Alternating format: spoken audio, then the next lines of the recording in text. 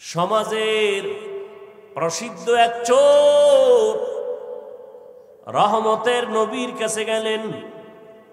ও আল্লাহর নবী, আমি তওবার নিয়তে আসছি, আমি অপরাধী।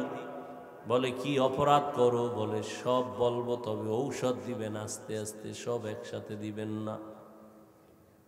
আমার ভেতরে মারাত্মক বড় বড় কিছু অন্যায়, আমি জিনা করি, আমি চুরি করি, আমি মদ পান করি,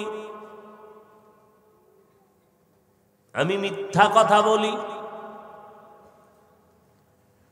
এতগুলো মারাত্মক অপরাধ। আমাকে একটা একটা করে ঔষধ দিবেন, আমি আস্তে আস্তে ছাড়বো, একসাথে সব পারবো না। এত বড় অন্যায়, জেনা করে, মদ পান করে, মিথ্যা বলে, চুরি করে। রহমতের নবী, গোটা পৃথিবীর শ্রেষ্ঠ ডাক্তার,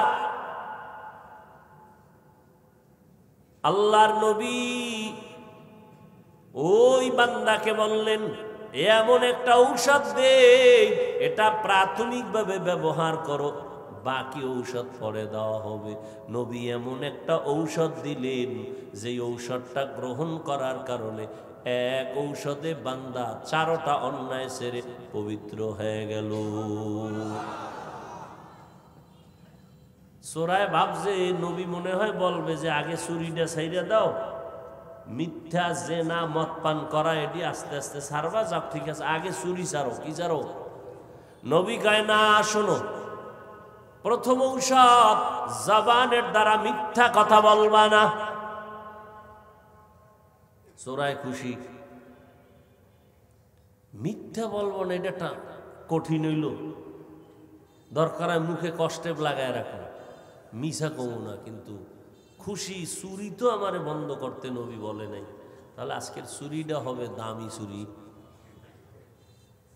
নবী জানে আমি চোর, আমাকে বাধা দেয় নাই, অতএব আজকের চুরি হবে দামি।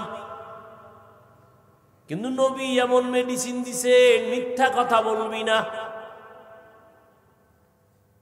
চোরায় বাসায় গিয়া রাতের গভীরে চুরি করার জন্য যখন রওনা হয়ে গেল, রাস্তার মাঝে গিয়া দাঁড়ায় চিন্তায় পড়ে গেল, নবী জানে আমি চোর, আজকে বড় লোকের বাড়ি চুরি করলে তো নবীর কাছে খবর যাবে।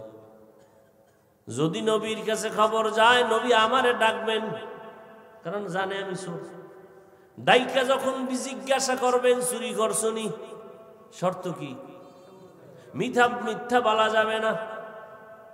তাতে আমার হাসা কথা কইতে আমি করছি না, আমি রসুলের সামনে দ্বিতীয়বার আমি চোর হইয়া দাঁড়াতে চাই না। উল্টা ব্যাগ কইরা ঘরে গেল, আর চুরি করবে না, আদা করলো। ঠিক আছে, চুরি ছাড়লাম, তবে মদ পান করতে তো বাধা নাই। বাসায় গিয়া গভীর রাতে মদের বোতল হাতে নিয়েও পেরেশান হয়ে গেল। নবীর কাছে যদি খবর যায় আর জিজ্ঞাসা করে, তো আমাকে বলতে হবে আমি মদ পান করেছি, না এটাও সম্ভব না। এভাবে একটা একটা করে সব অন্যায়গুলো ছেড়ে দিল। যেই মানুষ ছিল মক্কার বড় খারাপ, রহমতের নবীর ছোঁয়া পাইছে, এরা স্বর্ণের মানুষ হয়ে গেল। আল্লাহ জিবরাইলের কয়, লিস্টিটা নিয়ে নবীজির কাছে দাও, এই লিস্টির মধ্যে 10 জনার নাম আছে, এরা বিনা হিসাবে জান্নাতি। দুনিয়ার জগতের জন্য আমার নবী রহমত, নারীদের জন্য আমার নবী রহমত আলাদা। এমন এক সময় নবী মক্কা নগরীতে আসছেন, যেই সময় মক্কার মানুষগুলো নারীদেরকে সমাজের অবহেলিত মনে করত। কন্যা সন্তান হলে মনে করত কপাল খারাপ। এখনো কিছু বদমাশ, কিছু চরিত্রহীন বেহায়া এই সমাজে আছে, যারা কন্যা হলে মনে কষ্ট পায়। আছে না নাই? দোয়াটা কইরে দিব নিজে, আল্লাহ যেন ওরে জীবনে কন্যা না দেয়। কইরে দিল আর কাম শেষ। শেষে দেখবার বউ নাই, তো হেও তো নারী না। এত বড় বেয়াদব, এত বড় বেলাজা, বেহায়া। কেমন বেহায়া? কন্যা হইছে তো হইছে, এখন বউর সাথে ঝগড়া করে। কন্যা হইল কা, কন্যা হইল কা। দোষ কি বউ? বউ সন্তান বানায়? আল্লাহ হেদায়াত দান করুন। অথচ মদিনার নবী নারীদের সম্মান বাড়ায় দিলেন। এত পরিমাণ নারীর সম্মান বাড়াইছেন, কিয়ামত পর্যন্ত আর একটা ছিদ্র নাই, রাস্তা নাই যে কেউ আলাদা করে বাড়াবে। বরং কোন চালাক যদি চালাকি করে বলে নারীর সম্মান আমরা আলাদা বাড়াবো, নারীর সম্মান দিতে পারবে না। চালাকি করলে হবে নারীরা অপমান। সম্মান যত যত লাইনে বাড়ানো দরকার, কে বাড়ায় দিছেন? আমার আল্লাহ। কার মাধ্যমে? নবীর মাধ্যমে। কিয়ামত পর্যন্ত আর কোনো রাস্তা নাই নতুন বাড়াবার। চালাকি করলে সম্মান হবে না অপমান। নারীরা বাদশার মতো চেয়ারে বইয়া সারা জিন্দেগি কাটাবে, ওরা কষ্ট করবে না। স্বামী কষ্ট করে খাওয়াও, ছেলে মেয়েরা কষ্ট করে খাওয়াও, ঠিক না? বাবা কন্যাকে খাওয়াও। মেয়ে জীবনভর বাদশার হালাতে চলবে। মেয়েটাকে ধমক দেওয়া যাবে না, গালি দেওয়া যাবে না, মেয়েটার শরীরের মধ্যে আঘাত করা যাবে না। খবরদার, শোষণ করার অনুমতি নাই, তবে শাসন করবা। শাসনটাও হতে হবে সহনীয়, ইনসাফের সাথে। আল্লাহ এমন সম্মান নারীদেরকে দান করেছেন, কিয়ামতের দিন আমার আল্লাহ হাজারো লাখো কোটি কোটি কোটি মানুষের সামনে আল্লাহ যদি বলেন মুহাম্মদ আমার প্রিয় রাসূল, কেমন প্রিয় আমার? সব নবীরা আমি আল্লাহর আশিক, আর আমি আল্লাহ নিজে হলাম মুহাম্মদের আশিক। সুবহানাল্লাহ। না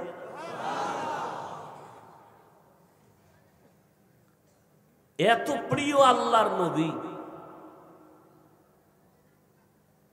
সেই নবী বলেন, এই নারীর দল, যদি কেউ এক কন্যার বাবা হও, তুমি শুকর আদায় করো, তুমি একটা জান্নাতের মালিক। যদি দুইটা কন্যা পাও, কয় জান্নাত? দুইটা জান্নাতের মালিক। এই বাবা, তুমি যদি তিনটা কন্যা সন্তান পাও, তুমি তিনটা কন্যা সন্তানের বিনিময়ে তিনটা জান্নাতের মালিক। নবী বলেন, আমি এত বড় দামি, গোটা সৃষ্টি জগতের মধ্যে শ্রেষ্ঠ। আমার একটা ছেলে না, আমি 4 কন্যার বাবা। আমার একটা ছেলেও, আমি 4 কন্যার বাবা। মক্কার বেঈমানেরা কয় মুহাম্মদ মরে গেলে তার বংশ নির্বংশ হয়ে যাবে, কেউ নাম নিবে না। কিন্তু নবী বিদায় হয়ে গেল, এখনো নবীর গুণগান চলে না? চলে না? কিয়ামত পর্যন্ত চলবে, কিয়ামতের দিনও চলবে। কিন্তু যারা নবীকে নির্বংশ বলেছিল, তাদের নাম এই দুনিয়ার কেউ জানে না। নবীর যে বংশটা এখনো আছে, এক তো বংশগত হিসাবে রসুলের এখনো বংশধারা আছে, আর রুহানি সন্তানের দ্বারা তো আল্লাহ নবীর সম্মান মুখে মুখে রেখেছেন। বেঈমানরা পর্যন্ত প্রশংসা করে না? আর নবীর যে বংশধারাটা এখনো দুনিয়াতে আছে, ছেলের দ্বারা না মেয়ের দ্বারা? মেয়ের দ্বারা, ফাতেমা রাদিয়াল্লাহু আনহার মাধ্যমে। নবী নারীদের জন্য আলাদা রহমত। নারীদের উপরে জুলুম করার কোনো আইন ইসলামে আর করা হয়নি। দেখেন, ওমরে ফারুক রাদিয়াল্লাহু তাআলা আনহু খেলাফতের মসনদে আছেন। তখন কি নবী তো নাই, এখন খেলাফতের দায়িত্বে কে? আরে কথা কয় না কেন? সবাই বলেন তো কি নাম বলছি? ওমরে ফারুক, এরপর কি? দেখেন তিনি খেলাফতে আছেন, হযরত আলীও তার পাশে আছেন রাদিয়াল্লাহু আনহু। এক মহিলা আসছেন তার আদালতে। কার আদালতে? ওমরের আদালতে। এসে মহিলা নিজে বলতেছেন, খলিফাতুল মুসলিমিন, আমি এক অপরাধী। বলে কি? বলে আমি জিনা করেছি। কি করছি? জিনা করেছি। আমার পেটে একটা অবৈধ বাচ্চা আছে, আমার বিচার করেন। দুনিয়াতে আমার বিচার হোক, আখেরাতের বিচার সহ্য করা যাবে না। ওমর তো বুঝেন গরম, জল্লাদ রেডি হয়ে যাও নারীর হত্যার জন্য। পার্শ্বে কে আছেন? মোনাজাত দিয়ে দুন। আমি বললাম না জোর করে কথা বলতেছি, আমার এখন ঘুমানোটাও অজীব, আমার চোখে খালি ঘুম। হযরত আলী খলিফাতুল মুসলিমিন সাবধান। বলে কি?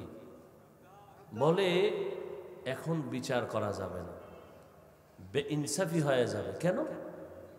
মহিলার অপরাধ আছে, বাচ্চার কোনো অপরাধ আছে? তাহলে মহিলাকে যদি হত্যা করা হয় তো বাচ্চার উপর একটা বেইনসাফি হবে। ওমরটা ঠিকই তো। এই জল্লাদ দাঁড়াও। ওমর বললেন, আলী আপনি একটু সমাধান দিয়ে দেন। আর আলীর তো জ্ঞানের পরিধি কত বেশি, সেই দিক গেলে আর এক দিক। 7 বছর বয়সে, কয় বছর? 7 থেকে 10-12 এর মধ্যে হযরত আলী গিয়া রসুলের হাতে হাত লাগায় কালেমার পতাকা উড্ডীনের শপথ নিলেন। 7 থেকে কয় বছরের মাঝখানে? 12। আর যুবক তুমি, আজ তোমার 25 বছর, তুমি ইসলামের পতাকা উড্ডীন করবা, তুমি ইসলামের পতাকাই চিনো না, পতাকাই চিনে না। মুসলমানের কালেমা শুদ্ধ করে পারো না, মুসলমানের পরিচয় প্রথম সালাম দিতে পারো না। হযরত আলী 7 থেকে 12-র মধ্যে নবীর হাতে হাত দিয়া কালেমা পড়ে ফেললেন। আল্লাহর নবী আলীর জন্য এতদিন ছিল হযরত আলী নবীর চাচতো ভাই, এখন সাহাবী। কিছুদিন পরে হবেন কি? নবী কলিজা দিয়া দোয়া করলেন, হে আল্লাহ এ আলীর জ্ঞান বাড়াও। আলীর আল্লাহ এমন জ্ঞান বাড়ায়া দিলেন। নবী বললেন, আনা দারুল হিকমা ওয়া আলীউন বাবুহা, আমি হইলাম ইলম ও হিকমতের ঘর, আর এই ঘরের দরওয়াজা হলো আমার আলী। ইলমেরা এজাজ ও করদন বেহিসাব, খলকেরা দাদন জবাবে বাসওয়াব। হযরত আলী সমাধান দিয়া বললেন, এই আম্মা জান, নিশ্চিন্তায় বাড়ি চলে যান, আরামে খাবেন আর ঘুমাবেন। আরে আম্মা জান, সন্তানটা দুনিয়াতে ভূমিষ্ঠ হবে, কোনো চিন্তা করবেন না। সন্তান দুনিয়াতে আসার পরে লালন পালন করে উপযুক্ত বানাবেন। সন্তান যখন নিজের পায়ে দাঁড়াইয়া চলতে পারবে, তখন আপনি আদালতে আসবেন, আপনার একার বিচার করা হবে। আলী ফয়সালা দেওয়া মাত্র হযরত ওমরে ফারুক রাদিয়াল্লাহু তাআলা আনহু প্রশংসার জোয়ার নিয়ে আলীকে বললেন, আলী লাউলা আলিউন লাহালাকা উমার ও আলী, তুমি যদি আজকে না হইতা আমি ওমর মনে হয় ধ্বংস হয়ে যাইতাম। এরে আল্লাহর গোলাম, ভালো করে বুঝেন, নবী বলেন আমি 4 কন্যার বাবা, আমার কোনো ছেলে নাই। কিয়ামতের ময়দানে আল্লাহ যদি জিজ্ঞাসা করেন, ওই নবীর হাতে প্রথম কালেমা পড়ে কে ইসলামের পতাকা উড্ডীন করার শপথ নিয়েছো, কোটি কোটি কোটি হাজারো লাখো কোটি মানুষের ময়দান, হাসরের ময়দান উলঙ্গ সবাই, একজন পুরুষ দাঁড়াইয়া আল্লাহকে বলতে পারবে না, আল্লাহ আমি হাজারো লাখো কোটি মানুষের ভেতরে একজন নারী দাঁড়াবেন, একজন নারী দাঁড়ায় বলবেন, হে আল্লাহ, পৃথিবীর ইতিহাসে মুহাম্মদের হাতে প্রথম আমি নবীর দাওয়াত গ্রহণ করেছি, আমি একজন নারী, খাদিজা রাদিয়াল্লাহু আনহা। নারীর সম্মান বলে ইসলাম দেয় না। কত বড় আল্লাহর দুশ্মন এরা! আসলে মূলত এই কথা বলে নারীদেরকে চায় রাস্তায় নামাবে, আর এরা ভোগের সামগ্রী বানাবে। এরা হলো চরিত্রহীন, এরা অমানুষ, এরা নারীর দুশ্মন, এরা ইসলামের দুশ্মন। আরো নিচের ভাষা আছে গ্রামের, এটি আর বললাম না। আল্লাহর কসম, আল্লাহর কসম, আল্লাহর কসম, পৃথিবীর কোন পণ্ডিত, কোন মহা ব্যক্তি, কোন মহাগ্রন্থ, কোন ধর্মের ভেতরে ইসলাম ছাড়া নারীর মর্যাদা বাড়াতে পারে নাই। বরং সব ধর্মগুলো যদি তদন্ত করে দেখেন, প্রত্যেকটা জায়গায় দেখবেন নারীরা অবহেলিত। ইসলাম নারীর সম্মান বাড়িয়ে দিল। কিয়ামতের ময়দানে আমার আল্লাহ যদি জিজ্ঞাসা করেন, এই হাসরের মাঠে দাঁড়াও, আমার রসুলের দ্বীনকে জিন্দা রাখার জন্য কে রক্ত ঝরাইছো, শাহাদাত বরণ করেছ, একজন পুরুষ দাঁড়াবার ক্ষমতা হবে না। একজন নারী দাঁড়ায় বলবেন, হে আল্লাহ, কালেমার পতাকা উঁচু রাখার জন্য সর্বপ্রথম আমি রক্ত দিয়ে শাহাদাত বরণ করেছি, আমি একজন নারী, সুমাইয়া রাদিয়াল্লাহু তাআলা আনহা। আমার নবী নারীদের জন্য রহমত। কেমন রহমত, কেমন রহমত! এ কি 1 সেকেন্ডে বোঝানো যায়? এ কি 1 মাসে বোঝানো যায়? প্রত্যেক বক্তাই তো নবীর গুণগান গায়। শেষ করছে কে? হ্যাঁ, শেষ হয়েছে? লেখক লেখতেছে, কত লেখক লেখতেছে, কত হাজার লেখক লেখতেছে নবীর গুণগান। কোন লেখকেরটা শেষ? বলেছে আমার লেখার পরে আর লেখা নাই। হ্যাঁ, সেই নবী নারীর জন্য রহমত। কেমন রহমত, কেমন রহমত! কিছু আল্লাহর বান্দিরা নবীর ঘরে গেলেন, ঘরে যাইয়া বললেন নবীর স্ত্রীকে, এরে আম্মা জান, নবীর থেকে একটু জবাব নেন। পুরুষেরা জিহাদের ময়দানে গিয়া সওয়াব অর্জন করে, জুমার মসজিদে যায় অনেক সওয়াব, ঈদের ময়দানে যায় সওয়াব, জানাজার ময়দানে যায় সওয়াব। আমরা নারীরা হয়ে গেলাম বঞ্চিত। নবী জবাব দিয়া দিলেন, ও বিবি, জানায় দাও, নারীদের বলে দাও, পুরুষেরা কষ্ট করে জুমায় গিয়া, ঈদগায় গিয়া, জানাজায় গিয়া যা পাবে, আল্লাহ দয়া করে নারী যদি ঘরের আঙ্গিনায় নীরব জায়গায় নির্জন নিরিবিলি পরিবেশে নামাজ পড়ে, পুরুষেরা বাইরে গিয়া যা পাবে নারীকে আল্লাহ ঘরে তা দিয়ে দিবে। ওয়ামা আরসালনাকা ইল্লা রাহমাতাল লিল আলামিন ইমামুল আউয়ালিনাল আখিরিন বহরে সদকা রহমাতাল লিল আলামিন সাইয়্যিদুল কাউনাইন খাতমুল মুরসালিন আখির আমদ বুদে ফখরুল আউয়ালিন। ও যুবকেরা, তোমার আমার আল্লাহ এক, নবী এক, কোরআন এক, হাদিস এক, কাবা এক, ধর্ম এক, কালেমা এক। তুমি আল্লাহ মানো, নবী মানো, কোরআন মানো, হাদিস মানো,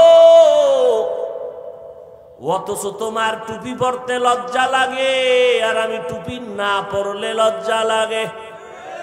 তুমি কেমন ভিআইপি মুসলমান?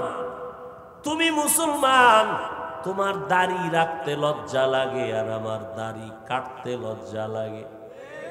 তুমি মসজিদে ঢুকতে লজ্জা পাও আর আমি মসজিদে না ঢুকলে লজ্জা পাই। তুমি কতই না দামি একজন মুসলমান। কয়দিন আর এই বাহাদুরি? গাড়ির নিচে তাকায়া দেখ যুবকের লাশ, পানির ভেতরে তাকায়া দেখ যুবকের লাশ, ঘুমের বিছানায় তাকায়া দেখো যুবকের লাশ। এমন একটা দিন নাই যুবকের লাশের খবর নাই। এর যুবক, মরবি না? তোরে পিটাইয়া মারবে। তুই মরবি না? তোরে পিটাইয়া মারবে, সারা রাত পিটাইয়া এরপরে মারে। মাইরা আবার উল্লাস করে। কুত্তা মাইরা কষ্ট পায়, মানুষ মারিয়া কষ্ট পায় না, আনন্দ পায়। লাভ কি? একটা বদমাশও বুঝে না, ওদের মাথায় কিচ্ছু নাই। ওরা এত পৃথিবীর নিকৃষ্ট নির্বোধ যে একজনকে মাইরা তুই কি হইবে, কি হইলো, একজনারে মারছ, এখন তুই জেলখানার আসামি, 10 বছর পর হয়তো তোর ফাঁসির আদেশ এসে যাইব, তো লাভ কি? আর একজনের টাকা খাওয়ার জন্য লোকটারে মেরে টাকার মালিক হইতে চাইলি, কই লাভ হইছে? এই টাকা খাইতে তো পারলি না, পরিণাম ফলে জেলখানায়। একটা মাইয়াকে নেওয়ার জন্য হত্যা করলি আর একটা ছেলেকে, লাভ কি? ওই মাইয়াও জেলে, তুইও জেলে। এটা কি গোপন খবর না নগদ? তাহলে এই চিন্তাটা যদি আমার দেশের প্রত্যেকটা মানুষ করত, তাহলে মানুষের উপরে জুলুম করত না।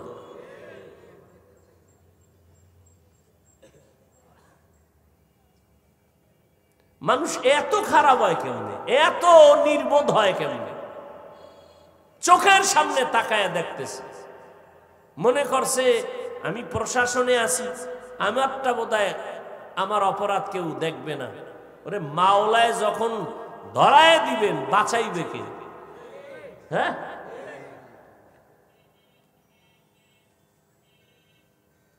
আল্লাহ, বড় কঠিন বিষয়, বড় কঠিন। মাওলায় যদি ধরাইয়া দেয়, তখন নিজের স্ত্রী পর্যন্ত বিরুদ্ধে সাক্ষী হয়ে যায়। আফসুস, বড় আফসুস। আল্লাহ আমাদের হেদায়েত দান করুন। নিজের চরিত্র ভালো করো যুবক। সেই ক্ষেত্রে তোমার প্রথম মুজাহাদা, প্রথম প্রচেষ্টা, মোবাইল থেকে নিজেকে দূরে সরায় দাও। এটা কেমন ভাইরাস? এইটা এই লেখা রাখ, মইরা গেলে কাগজে লেখা রাখ। মোবাইল এমন এক ভাইরাস, এই ভাইরাসের পৃথিবীতে কোনো অ্যান্টিভাইরাস নেই। কেমন ভাইরাস জানুনি? তোর শরীর খাবে। এই মোবাইলে অ্যান্ড্রয়েড যারা চালাও, গুগলে সার্চ দিয়ে দেখিস, মোবাইলে মরার ঘরের ফিডাফিডি তো ওটা বাদ, ওটা যা আছে। এই নগদ কি ক্ষতি হইতেছে? চোখের পাওয়ার শেষ হচ্ছে, কানের পাওয়ার, কিডনি, হার্ট, সব ব্রেন ধ্বংস হয়ে যাইতেছে। অকালে তোর মরণ হবে, মরবি একটু দেরিতেই, কিন্তু বিছনায় শুইয়া শুইয়া পঙ্গু হতে থাকবি, বিকলাঙ্গ হয়ে যাবে, অকেজ হয়ে যাবে তোর পার্টসগুলো। কারণ আল্লাহ যত পার্টস দিছেন এগুলোর মেয়াদ আছে না, তুই মেয়াদের আগে এটি শেষ করে ফেলছ। কার পেছনে পড়ে নষ্ট করতেছে এগুলো? বাবার টাকাও শেষ করতেছ, বাবার হক আদায় করো না, মায়ের হক আদায় করো না, এই মোবাইল নিয়ে কত মেয়ের চরিত্র নষ্ট করতেছ। তো যেই মেয়েটার চরিত্র নষ্ট করো, যেই মেয়ে তোর কাছে ওয়াদা দেয় কসম খাইয়া, ওই মেয়েটা আরো 10 জনের সাথে কসম খায় না, তার গ্যারান্টি কি আছে? বরং তুই যতদিন টাকা দিবি ততদিন আছে, তোর টাকা খাওয়ার জন্য আছে, তোরে রাস্তার ফকির বানায় আসতে বিদায়, ঠিক না? এগুলো কি বানানো? অহরহ দেখতেছো না, তারপরে লজ্জা হবে না?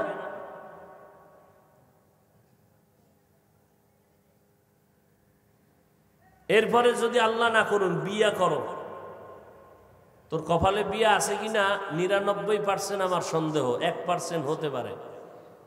কারণ চরিত্র যেই খারাপ, তোর কপালে বউ নাই, আছে জল্লাদ। কি আছে?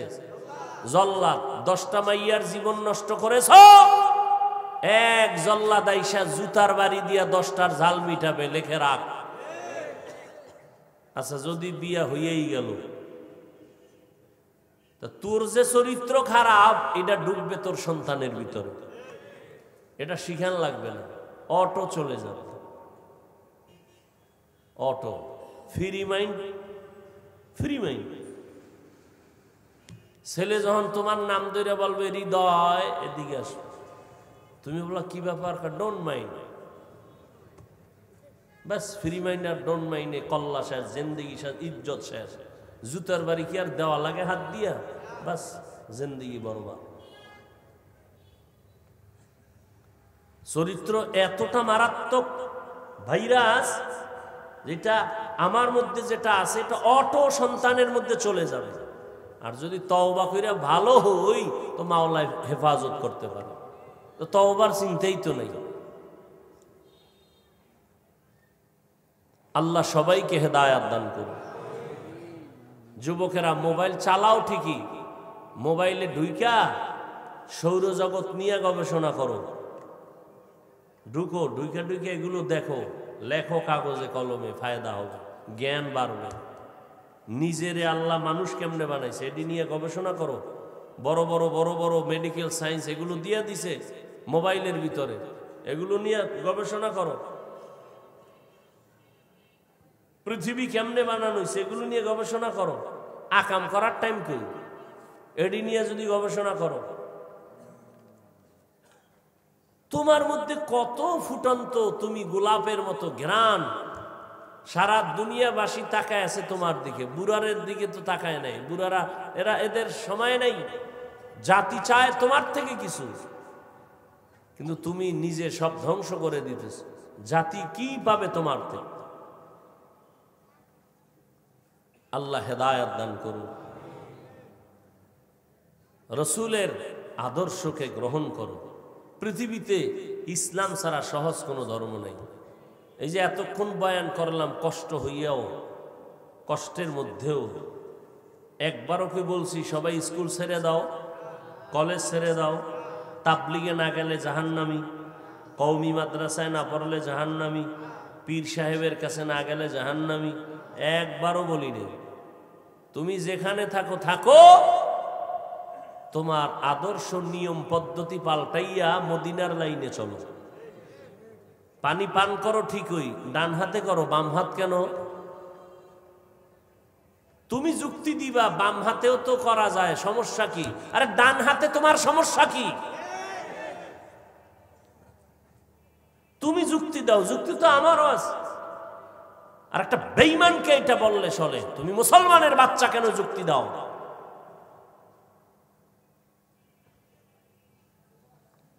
কিসের মুসলমান? তুমি বাসায় গিয়ে ফেরে সবা না? কি হবা? ফ্রেশ। তার মানে কি গোসল করবা? এই শীতের মধ্যে করবা? করবা না। তো ফ্রেশ হবা কেমনে? 2 হাত ধুইবা, চেহারাটা ধুইবা, পাও ধুইবা, এই তো কথা কয় না। আমিও কিন্তু যাই কি হব? ফ্রেশ। তোমারটায় এক বিন্দু সওয়াব হবে না, আমারটায় হবে। কেন? আমিও হাত দুমু, চেহারা দুমু, পাও দুমু, আমারটায় সওয়াব হবে কেন? আমি অজু করব। কি করব? অজু করব। তুমিও যে অঙ্গ ধুইবা আমিও তাই ধুই, তোমারটা অজু হবে না, নিয়ত নাই অজু। তুমি হইছো ফ্রেশ, আমি করেছি অজু। এই তো ব্যবধান, আর কোনো ব্যবধান আছে? তাহলে তুমি ইসলামটাকে এত কঠিন মনে করে কেন? ইসলাম তো অনেক সহজ, তুমি কঠিন বানাইছো কেন? তুমি ঘুমাইতে যাবা, অজু করে ঘুমাও, ডান কাতে ঘুমাও, সওয়াব। দরুদ শরীফ পড়তে পড়তে ঘুমাও, আবার ওটা লাগবে না? না আনলিমিটেড ঘুম। তো আমি উঠছি ফজরের সময়, তুমি হয়তো 2 ঘন্টা পরে উঠবা, উঠবা তো একটু আগে উঠো। আমি তো উঠে নামাজ পড়ে আবার ঘুমাইছি, তুমিও তো উঠবা, তো 2 ঘন্টা আগে উঠো, নামাজ পড়ো। উঠবা না, গাদ্দারি করবা, বদমাশি করবা, আল্লাহ কানে ধরে উঠাইবে। এমন রোগ দিছে যে নামাজ পড়বি কিনা জানি না, তবে রাস্তায় হাঁটতে হইব। কি এখন একেবারে নাক মুখ বান্ধা পুরা প্লাস্টিক সার্জারি করে লাইছে বডিটারে, এবার রাস্তায় দৌড়ায়। কি ভূত না মানুষ বোঝা যায় না, পিছন থেকে প্লাস্টিক সার্জারি করা, ফুল বডি, চক্ষু 2টা কোনো রকম দেখা যায়। দৌড় কোন টাইমে? 10টায় সকাল না ফজরে? আজান শুনছে না? কপাল খারাপ। মসজিদে গিয়ে 4 রাকাত নামাজ পড়ে নাই। 4 রাকাত নামাজ পড়তে কয় ঘন্টা লাগে? কি আর 10 মিনিট? 10 মিনিটে কোনো বাঙালি নামাজ পড়ে?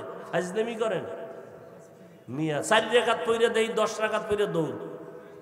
10 মিনিটে বলে 4 রাকাত পড়ে, চিন্তা করছে? ইমাম সাহেব কেরাত লম্বা লইলে আর ইমামতি লইলে টানাটানি। হুজুর আপনি বুঝেন না কিছু? বাসের দড়ি। ইমাম সাহেব কি বুঝি না? চেষ্টা করেন,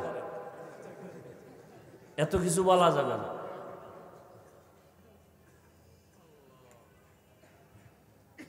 সেই উঠাটা তো উঠলা,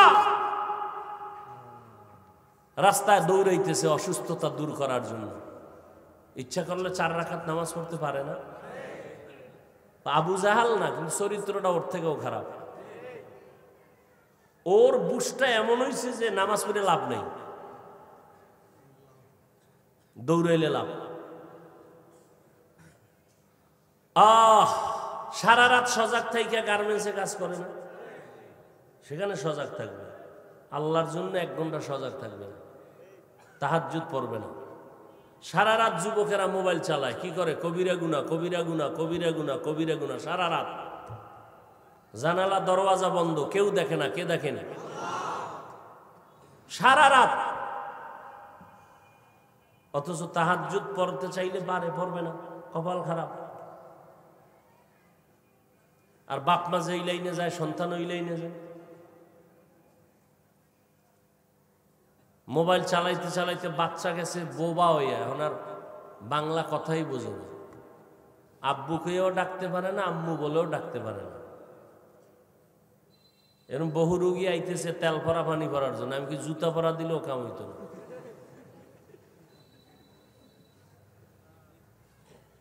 আপনারা হাসেন, আমি একটা কথাও বানায় বলিনি, বাস্তব যা আছে তাই শুনাইলাম। চালাও মোবাইল, তুমি জাহান্নামে গেলে আমার কি?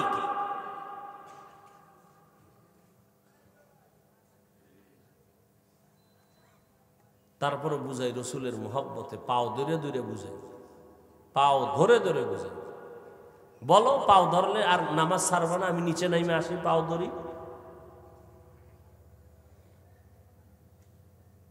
তোমরা নামাজ রোজা বাদ দিয়ে কত উপরে উঠছো, আর আমরা নামাজ রোজা ঠিক রেখে কত নিচে নামছি। চ্যালেঞ্জ দাও, বলো। আসো মেডিকেল যাই, সবাই ডাক্তারখানায়, তোমার শরীর কি পরিমাণ সুস্থ আর আমারটা সুস্থ, চলো। খাইতে বসলে তুমি কি পরিমাণ খাইতে পারো, আমরা পারি, বসো। ঘুমাইতে গেলে আসো, কি পরিমাণ ঘুমাইতে পারি তুমি পারো, আসো। আমরা এগুলি ঠিক রাইখাও ব্যবসার লাইনে উপরে, চাকরির লাইনে অভাব নেই আমাদের লোক। হুজুর না, তোমার লাইনের বান্দা, জীবনে মাদ্রাসায় পড়ে নাই, কিন্তু 1 টাকাও হারাম খায় না, মিথ্যা কথা বলে ব্যবসা করে না, নাই? 5 বেলার নামাজ টাইম মতো জামাতে, নাই? তুমি পুরা রমজানে রোজা রাখতে পারো না, আর বস্তা টানে 1 মণ 2 মণের বস্তা কুলি, এরা একটা রোজাও ভাঙ্গে না, নাই? বিচার তো তোমাদের মধ্যে হবে, আমাকে হুজুর টুজুর লাগবে না। আল্লাহ তোমার সাইডের মানুষটারে দাঁড় করায় বলবে, এই বেঈমান, তোর লাইনের যুবকটা নামাজ পড়লো, তুই পারলি না কেন? আমাকে হুজুর গো ডাকার দরকার নাই। তোমার লাইনের মানুষ র্যাব, আর্মি, পুলিশ, বিডিআরের চাকরি করে, নামাজ ছাড়ে না, তুমি পারলা না কেন?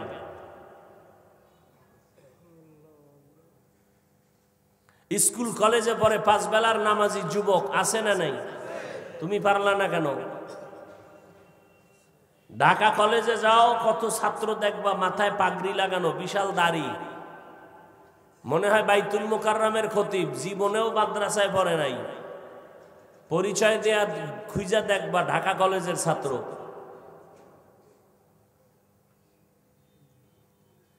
তুমি ইসলামরে কঠিন বানাইছো কেন? ইসলাম তো পৃথিবীর সব ধর্মের থেকে সহজ ধর্ম, এবং পিওর এবং সুন্দর।